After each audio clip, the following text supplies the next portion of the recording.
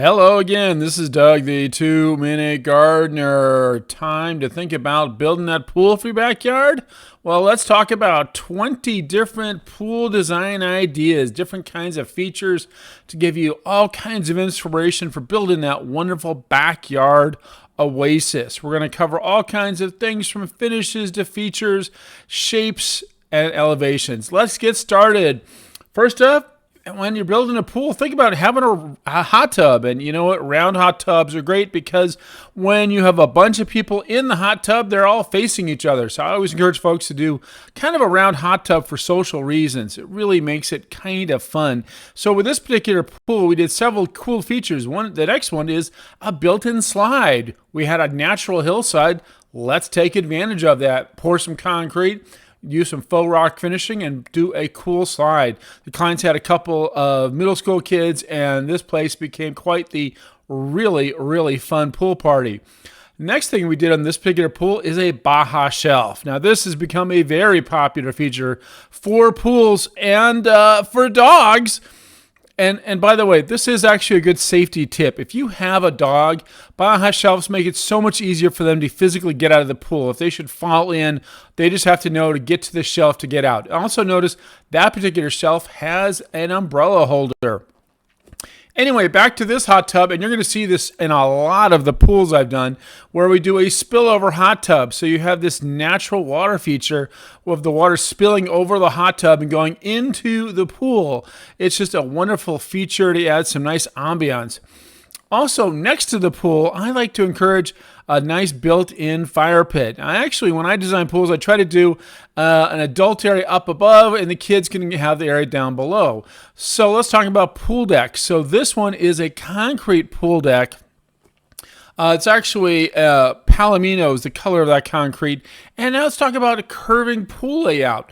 So this one was another one that just kind of more of a kidney bean shape. We actually didn't build this one. We did a big renovation of it, but it's a very common, kidney shape, nice curving, especially when you have a little bit of hill to work with. And then for this, we changed out the concrete and did a beautiful flagstone pool deck. All kinds of fabulous colors we built into this. And then right next to it, of course, we built a wonderful social area. There's the built-in fire pit with the barbecue and then an artificial turf area for their dog. So let's talk about smaller pools, smaller budgets, smaller areas. Here's a wonderful example of a small lap pool. So this lap pool is only 30 feet. It's still a good lap pool. And it's also raised up just a little bit to make it easier to get in and out of. It's kind of a fun feature. A different kind of pool deck you could think about is a paver pool deck. So we showed you concrete, we showed you flagstone. Now we're looking at a paver pool deck. By the way, please like, subscribe, and share if you are enjoying this video. So the advantage of a paver pool deck is that it gives you some great color and texture combinations. It really is kind of a fun thing. Another thing I always like to encourage people to do when they're doing a pool deck is some kind of small shade structure. And that was a really nice little kit. You'll see it again in just a minute. So here's the fourth kind of pool deck, artificial turf. Now, the great thing about artificial turf is if it's in a really hot area, this is going to feel kind of cool on your feet coming out of the pool. All right, this one was a bigger pool and necessitated, because it had a nasty slope, a big retaining wall built right next to it. And so we did this nice retaining wall to give some nice clearance around the pool. Another feature that you might want to consider about is a built-in water feature, not tied to the hot tub, but just an independent water feature. This can be plumbed fairly easily. It just recirculates the same water from the pool, but again, gives you that wonderful water feature sound right in your backyard when you have it going. And of course, when you're doing a pool, it's really important to think about lighting. With LED lighting now, there's all kinds of fabulous combinations that you can do in a pool. And then we also obviously did some lighting around the edge of the pool. Another cool feature to think about for a pool is a diving board. Again, if you have kids, diving boards are cool things. But just keep in mind, any kind of diving board or slide, you're going to need to have at least an 8-foot deep end at that particular spot. 10 might be better for diving boards. All right, next is a raised deck above it, which is kind of a cool little feature. Again, I like to do these raised decks for the adults to hang out and look down at the kids playing in the pool. Another wonderful feature for pools is the pool house. Now, this serves a couple different prominent features. It gives you a bathroom, it gives you an area to change, and even if it's big enough, a little barbecue area. Another one you can always think about doing is a really cool little just outdoor bathroom.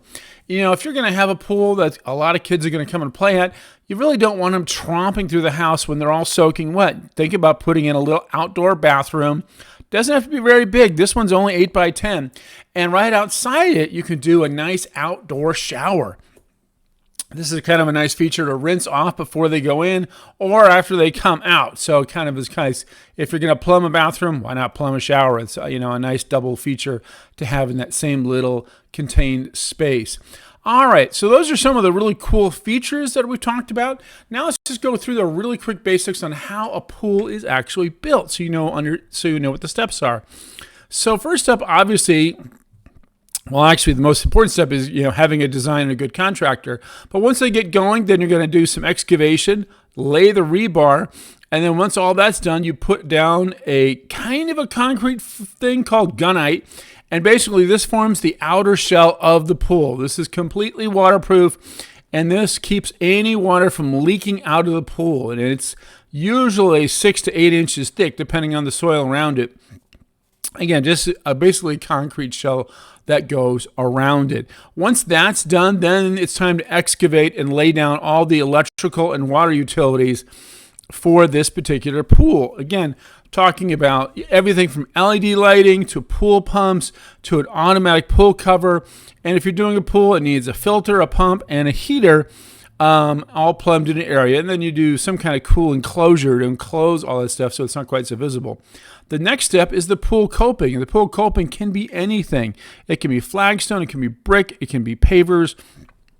It really depends on what the rest of the pool deck is going to look like.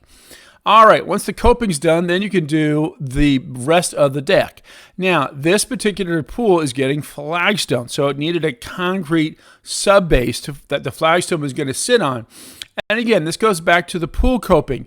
You have to do the pool coping before you do any of this because this establishes the level of the deck. And also, there's a little material in between the coping and the flagstone material called mastic, and that serves as a little insulation buffer between the two. Once that's done, you plaster the pool.